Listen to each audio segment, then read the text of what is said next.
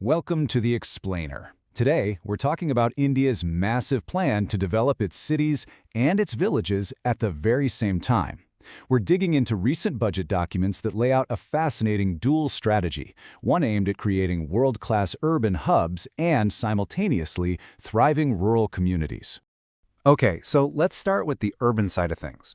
India is pouring a ton of money and effort into its cities. The goal is pretty clear: to transform them into powerful economic engines that can really kickstart national growth. But that raises the big question, right? With so much focus on the shiny new cities, you have to wonder, what about the countryside? Is rural India, where most of the population still lives, getting left in the dust?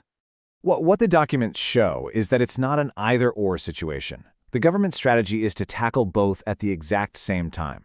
Think of it as a two-pronged approach, trying to lift the entire country up at once, from both ends.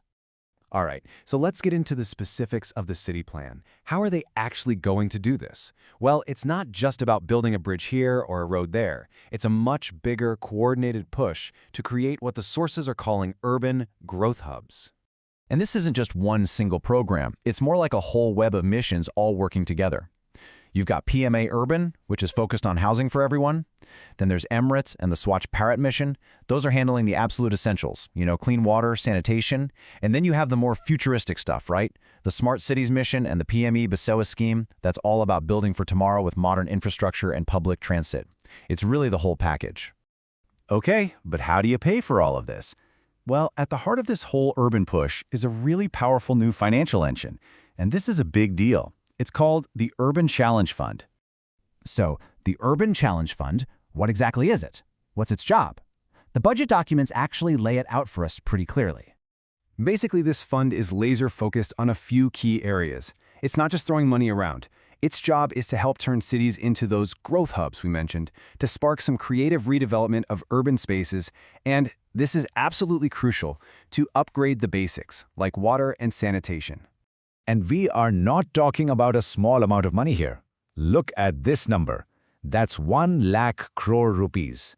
That is a huge financial commitment, a massive injection of cash aimed squarely at fast-tracking this transformation of India's cities. And here's the thing, this isn't just some plan for the distant future. The wheels are already turning. The reports show they're already identifying projects, specifically looking at public-private partnerships. A super important financial committee meeting has already happened, and right now, the final cabinet note is being drafted for approval. So yeah, this is moving from paper to reality as we speak. But remember, this is only half the picture. While all this is happening in the cities with tools like the Urban Challenge Fund, there's a whole other parallel strategy kicking off for rural India. So let's shift gears and look at that. And this one quote from the budget report, it really says it all. The goal is to generate ample opportunities in rural areas so that migration is an option, but not a necessity. I mean, that's a powerful idea, isn't it?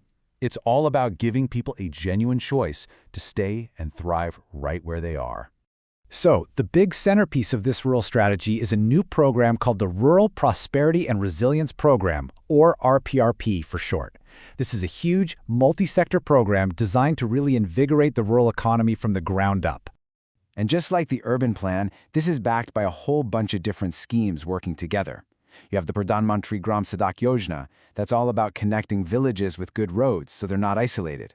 Then there's PMAY Rural for housing. And of course, you have these huge livelihood missions, which are all about creating jobs and helping people become economically self-sufficient. It's about strengthening village communities from the foundation up. Okay, so let's zoom back out for a second. We've seen the city plan, we've seen the rural plan. What does it all mean when you put it together? It's really a tale of two developments happening at the exact same time. And when you put them side by side like this, the strategy becomes crystal clear. On one hand, the goal for cities is to turn them into these supercharged economic engines. On the other hand, the goal for rural areas is to tackle underemployment and build up resilience, making migration a real choice. See? They're two sides of the very same national growth coin. And that's really the big takeaway here. This isn't a zero-sum game. It's not about choosing cities or villages. The idea is that by investing in both, you're strengthening the entire foundation of the country's growth. You're building a more balanced, more robust economy for everyone. So this all leads us to one final huge question.